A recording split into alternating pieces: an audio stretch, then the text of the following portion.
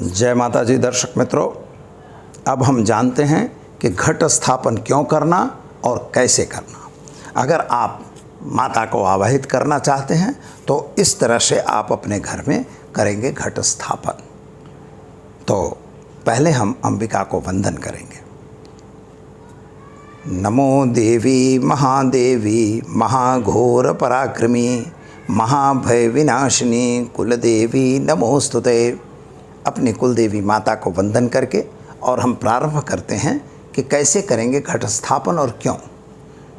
मित्रों, कुछ बार हमें यह सवाल होता है कि घट स्थापन हमें क्यों करना चाहिए। तो घट स्थापन हमें इसलिए करना चाहिए कि जब हम किसी भी देवी या देवता को आवाहित करते हैं तो उसमें दीपक स्थापन होता है। दीपक जलाना, धूपम दीपम च नैवेद्यम, ऐसा कहा है कि धूपम दीपम च नैवेद्यम। माता को धूप दीप नैवेद्य, किसी भी देव को, ऐसा माता की बात नहीं है, कहीं भी पूजा करनी है तो धूप दीप नैवेद्य की ज़रूरत है। तो यहाँ धूप भी चाहिए, दीपक भी जलाना है। और जो दीपक आप जला रहे हैं तो दीपक जब जलाएंगे तो एक घट स्थापन, इसलिए कि उसमें वरुण देवता का आवाहन होता है। वरुण क्या है कि अमृत कलश की स्थापना होती है।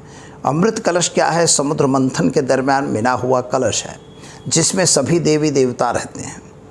जैसे कलशस्य मुखे विष्णु कंठे रुद्र श्मासता मूले ततस्तो ब्रह्मा मध्य मातृगणा सता, सभी मातृगणाएँ जो है मध्य में रहती हैं। और वरुणम आवाहयामि स्थापयामि, पूजा के लिए हमें पानी की आवश्यकता है और पानी जो है पवित्र होना चाहिए और वह पवित्र पानी जो है वह हमें कलश से प्राप्त होता है। मंत्र से हम उसको अभिमंत्रित करते हैं, इसलिए वह पानी पवित्र हो जाता है। उसमें सभी देवताओं का आवाहन होता है, सभी मतलब उसके जो प्रमुख देवता हैं उन सभी का, चारों वेदों का आवाहन होता है। उस पर एक कलश पर एक श्रीफल रखा जाता है, कहीं कहीं उस पे पात्र में कुछ अन्न भर के उसमें दीपक जलाया जाता है, कहीं श्रीफल रख के रखा जाता है। जरूरी है, जो भी आपको अनुकूल है आप कर सकते हैं। अब घट स्थापन में हमें सामान की क्या ज़रूरत पड़ती है, तो देखिए, एक तो आपको तांबे का या मिट्टी का कलश होना चाहिए। कलश के बाद आपके पास एक श्रीफल या नारियल होना चाहिए, एक पूर्ण पात्र होना चाहिए। उसके अतिरिक्त आपके पास पत्ते होने चाहिए, 5 प्रकार के वृक्षों के पत्ते होने चाहिए। फिर नहीं है तो एक प्रकार का पत्ता भी चलता है, नहीं है तो पान के जो पत्ते आते हैं, पूजा के पान के पत्ते भी आप रख सकते हैं। और उसको कलर को जो है, कलश को आपको नारियल मतलब जो मौली है उससे वेष्टित करना है और जो उस पर श्रीफल रखते हैं उसको भी बांधना है। और इसके बाद पुष्प की आवश्यकता तो होती ही है। और वरुण देवता के अंदर सुपारी वगैरह डाल के उसमें अक्षत और सुपारी, कुछ कनिकम कुलिसम नादम, 5 प्रकार के पंचधातु डाले जाते हैं, पंचरत्न भी डाले जाते हैं। इस तरह से वह कलश पूर्ण किया जाता है और उसमें पानी भरा जाता है। अर्ध घटम, घट का मतलब यह होता है न छिद्रम व्रणेत, मतलब फूटा हुआ कलश नहीं चाहिए, बिना छिद्र का सुदृढ़म होना चाहिए, जिसमें कोई प्रकार का छिद्र न हो। और उस पर आपको यह पानी रख के और वरुण देवता वगैरह का आवाहन करके आपको उसका पूजन करना चाहिए। अगर आपको नहीं आता तो किसी ब्राह्मण को भी बुला सकते हैं और उसका पूजन आराम से कर सकते हैं। इसके बाद स्थापना कर दीजिए, वहीं दीपदान भी करिए, यानी दीपक भी कुछ लोग जलाते हैं तो दीपक भी रेगुलर रखिए।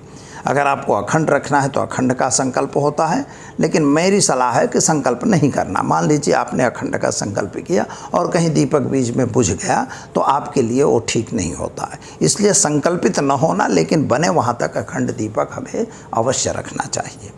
फिर जो ज्वार होते हैं वे भी बोए जाते हैं, तो ज्वार वगैरह बोया जाता है और उसके पास उसका भी पूजन किया जाता है। या प्रकृति का एक स्वरूप है, इसलिए ज्वार का पूजन करना अनिवार्य होता है। इस तरह से हम जैसे उसमें 3 चमची पानी वगैरह डाल के उसी पानी से, उसी जल से हम माता का, अगर हमने प्रतिमा लाई है तो प्रतिमा का भी आवाहन उसी समय करना है, जो हमने मुहूर्त बताया है उसी मुहूर्त में करना है, और प्रतिमा वगैरह का पूजन वगैरह करना और इसके बाद उसकी आरती वगैरह उतारना, यह नियम है। पूजा के लिए नियम है मित्रों, यथा देहें तथा देवे।